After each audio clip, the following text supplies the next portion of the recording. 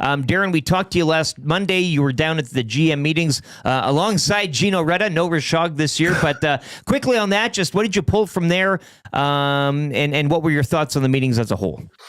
Well, I mean, it was a review. That's what it was from beginning to end of the state of the game, the advances that have been made over time with the review process that governs certain things like goalie interference, go down the list. So it was an exhaustive exercise in, I think, proving a point and supporting hockey operations of the National Hockey League that the process and the criteria that has been implemented over time, again, specific to goalie interference, actually works. Now, coaches might not agree with that.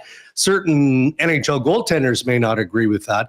But the 32 general managers who went through, and again, in a very exhaustive process, 54 of the most egregious challenges, the most difficult challenges that Situation Room had to deal with and contend with, the general managers looked at and then voted good goal versus no goal. Right. And of the 54, they were in agreement, majority agreement on 52 of the 54. So that tells you that the consistency of that process governing goaltender interference is working. Now, we may not always agree. And, again, one of the main takeaways for me is how they try and simplify a complex process.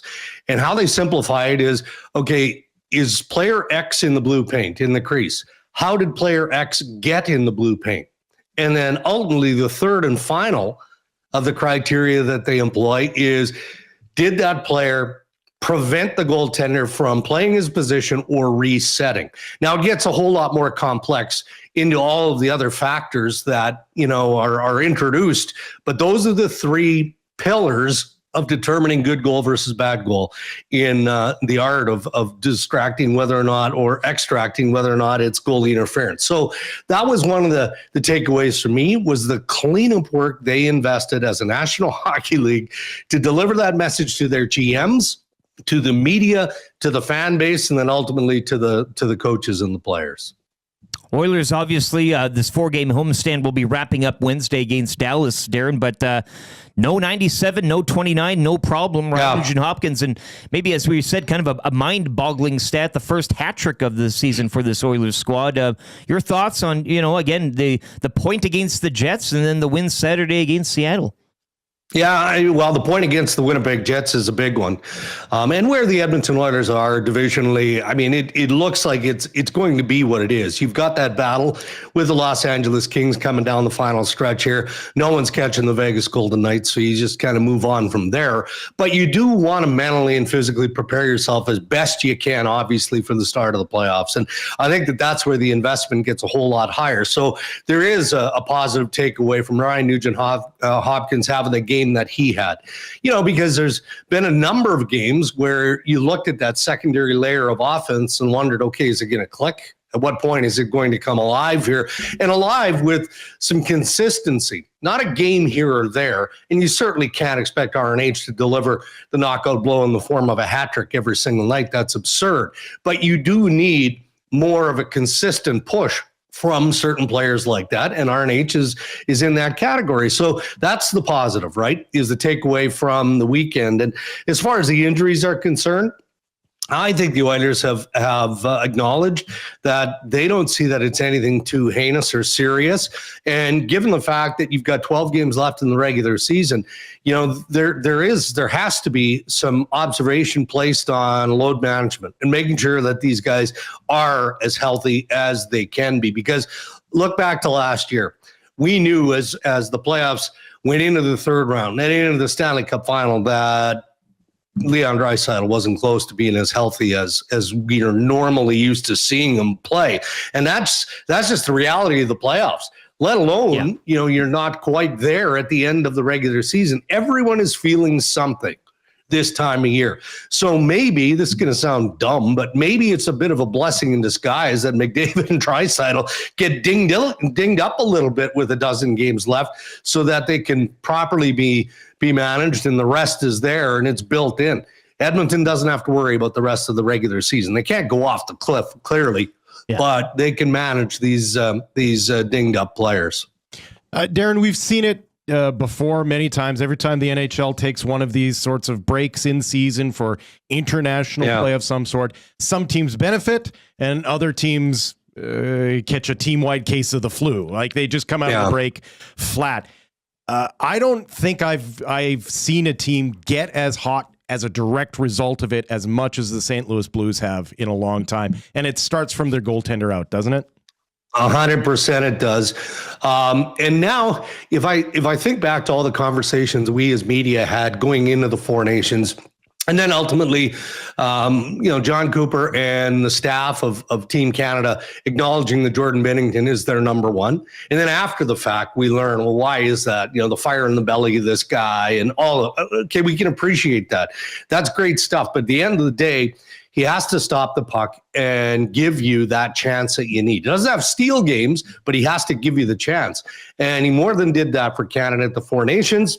And clearly that was a boost for him, because going into the Four Nations, it's not like Binnington was red hot. And the other goalies for Team Canada were questionable as well, which some feel contributed to Cooper and company making the decision that they made to go with Binnington. So anyway, it created a spark in his game. But now I want to give a little bit of credit to management, and that's Doug Armstrong with the St. Louis Blues.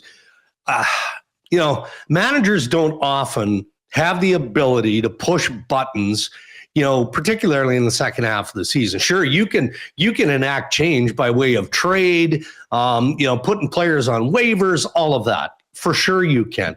But I'm thinking back to an instance in January. I was in Winnipeg at the time covering a Jets game, and I learned that it was like a bland Tuesday night game. Doesn't matter, but I learned through my travels that Armstrong had visited the St. Louis dressing room and basically told all the players there, I don't give a rat's what your contract protection looks like.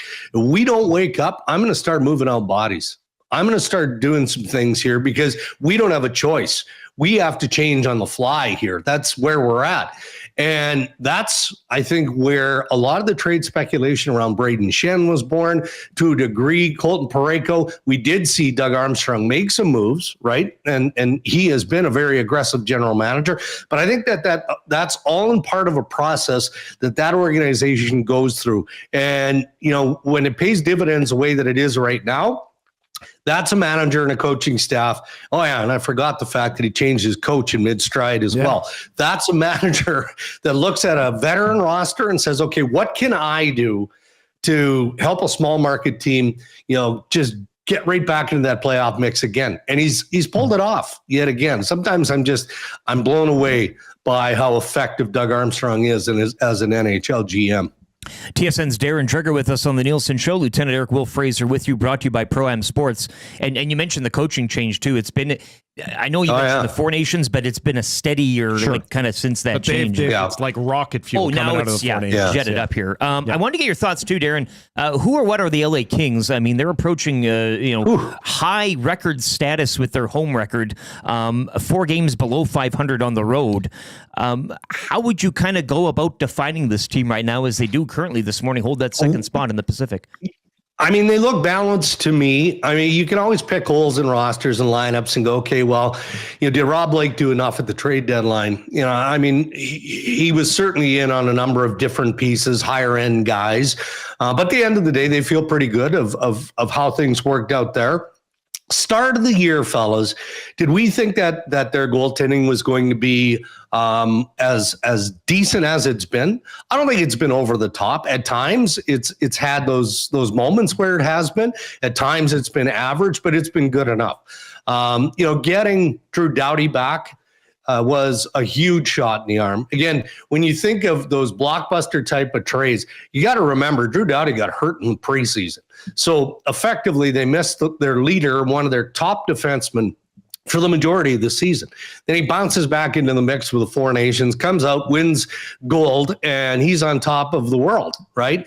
So he's still kind of rounding into form with the playoffs looming. So there's a lot to like about that LA team. They're certainly well coached. They play a very stingy style. And they've got enough pop in what they have in their experienced players and their young guys. Quentin Byfield comes to mind. Again, just how organizationally they've managed that young asset most teams don't have the luxury of doing that, right? But the Los Angeles Kings have had the luxury of doing that. They kind of shepherded him into the National Hockey League, through the American League. He was a winger, then he's a center, then he's back on the wing. I mean, that's all part of a development process in looking at what Byfield is going to be for the Los Angeles Kings. So long-winded way of saying, I like this team because of the balance. I just don't know if they've got the same level of firepower when I look around the conference and I look at Edmonton and I look at Dallas and the improvements that the Stars made. And then you look at the chemistry experiment that is the Colorado Avalanche. And oh yeah, you've got the Vegas Golden Knights who look as good as they look. So LA is in that conversation for sure. And I don't know if you guys picked up on this. Maybe I mentioned it a week or so ago.